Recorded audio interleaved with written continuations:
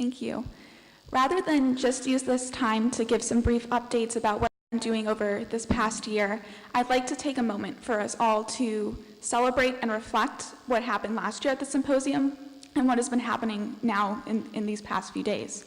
So if you could please indulge me, if you could put down your computer screen, maybe turn off your phone for a few minutes, let's all be present together in this room. So my first question for you as you reflect before I begin is, first of all, are you present? The whole purpose of being here is to talk about fraternity, but if we're not all listening to each other, how can we expect the rest of the world to be fraternal? Are you awake?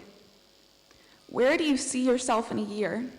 1 year ago, when I was here, I would have never imagined that I'd be back here and all the exciting updates that I have for you.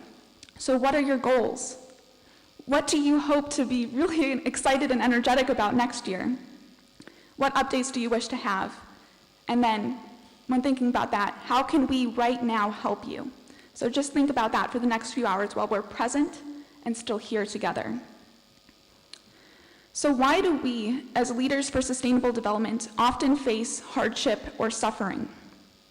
4 years ago, I responded to the similar question, why do good men suffer? The question lay fresh in my somewhat younger mind, posed to me in an essay prompt after reading the book of Job in my public high school English class. After a considerable thought, internal debate, and perhaps a few triumphs over my own spiritual doubts, I arrived at the conclusion that good men suffer because suffering forces us to find silence within the chaos. It drives us to be uncertain about everything except that which we are most uncertain about, namely the unknown of God. Within this paradigm, silence is an opportunity to find prayer and reflection, or to concede to the darker side of the unknown. This past year has been a trying year for all of us. It has tested us and our resolve again and again. Fear is the ruling headline of our newspapers, and disappointment is the most oft-cited sentiment towards our current state. I've witnessed in this past year alone more hatred in racial, religious, and personal prejudice than I ever expected or wished to see in my entire lifetime. And yet, throughout these very tumultuous times, I kept coming back to that same question: why do good men suffer? Every time that I have fervently searched for my old essay on the book of Job to renew my hopes and personal confidence in my beliefs, I could feel my strength to have continued optimism dwindling away with each respective misgiving. I began to surmise that maybe we, as hopefully good men and women, have permitted optimism itself to become our suffering, that perhaps the suffering of good men and women is the obligation to believe in a universal good, in a world where evil is far more likely to be discussed and appeal to our human condition. That in a world filled with tragedy, chaos, and fear, believing there is an innocent, uncorrupted heart within our human vicissitudes has become a moral burden attached to suffering. And yet, just when this outlook seems as if it may consume my own most sacrosanct principles, I am reminded of the role of prayer and reflection that I believed in before, affirm my credence within now, and trust will persist into the future. Praying is an act of reflection which requires inner silence separate from the noise of a busy and overwhelming world. But it is so much more than that. When we are alone with our mind, heart, and soul, the true fruition of our intentions is revealed. Within this framework of setting a purposeful intention, when we think about how this applies to the SDGs, we would be more successful by focusing on what we do want than what we do not want. It is not enough for us to merely set a goal of eradicating poverty, hunger, inequality, etc. We must set a priority for what constructs and transformation we wish to develop from our current deficiencies. We must place greater focus on the solutions which will create the world we seek to live in than aimlessly ask to remove the hindrances to our sustainable success. The SDGs can be achieved, and they will be once we dare to declare what we will manifest to actualize them. The SDGs are a movement, make no mistake about it. For most, they evoke hope and a promise for a better future. But do not be surprised if there is resistance to these lofty standards. It will come from those caught up in the turmoil of current ambivalence. Whether or not their fears are assuaged will depend heavily upon our leadership, the leadership in this room. This movement is one which will be driven by young leaders. In the end, the success of the SDGs will depend upon the choices of individuals to live sustainably and peacefully. And thus, when we speak about partnership for the goals, of which each and every sector has untapped potential, Spirituality is an important part of the conversation. It will not be easy to achieve the SDGs. It will take hard work, mental fortitude, and a perseverance strength for the next 13 years. And within this, religion and culture should not be victimized as the enemy.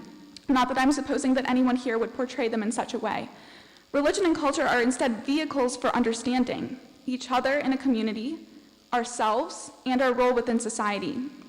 It would be far easier to discount their value in encouraging sustainable development than it is here and now to work together through the grit of overcoming differences to discover how our partnership as a collective body is far more expedient with our differences understood and similarities highlighted than with our own internal values denied. It is this hard work that will solidify the SDGs as not just a temporary agenda for 2030, but a lasting framework for peace, cooperation, and stability for generations to come. With all that being said, I'm honored and privileged to be included in these discussions, and I would now like to share my exciting updates with you. First and foremost, my presence here is a testament to the power of the symposium to inspire and create positive change. After listening to the powerful testimony from survivors of human and sex trafficking at last year's Vatican Youth Symposium, I traveled back to my new home at Emory University, curious about what I could do about these issues on my own campus. In keeping with my other infallible belief that there is no such thing as a coincidence, the day after I returned from the Vatican Youth Symposium, Maya Lakshman and Sonam Tharwani posted a notice that they were looking for passionate students to join their new organization, Red Light Emory.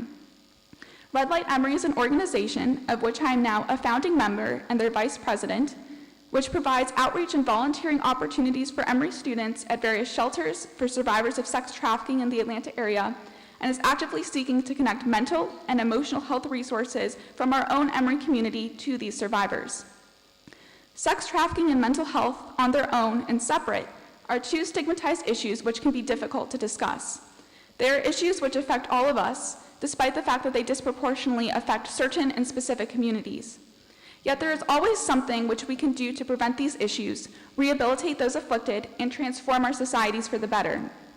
Red Light Emory's work is just beginning, but the heart and soul behind its endeavor, as well as its innovative approach to combating the ills of sex trafficking long after the physical wounds of the affected men, women, and children have healed, provides us with inexhaustible potential for growth, learning, and the opportunity to make a difference in our own community. In sum, the division between good and evil can only be rectified through prayer and purposeful reflection. It is within this consciousness that we discern the inherent and greater value for focusing our efforts on creating the good instead of concentrating on what stands in our way. Actualizing the 2030 SDGs agenda will test our faith, both in a spiritual and in a policy-making capacity. It will require us to lead for the sake of action and transformation. In this way, a spiritual understanding of the world is key towards congregating our leaders together to overcome divisions and welcome a mutual understanding of beneficence. We are worthy of achieving the SDGs, and we must now fight harder as one movement to be in the true essence of fraternity and move our world to come together as never before to collaborate in the name of sustainability and friendship. Thank you.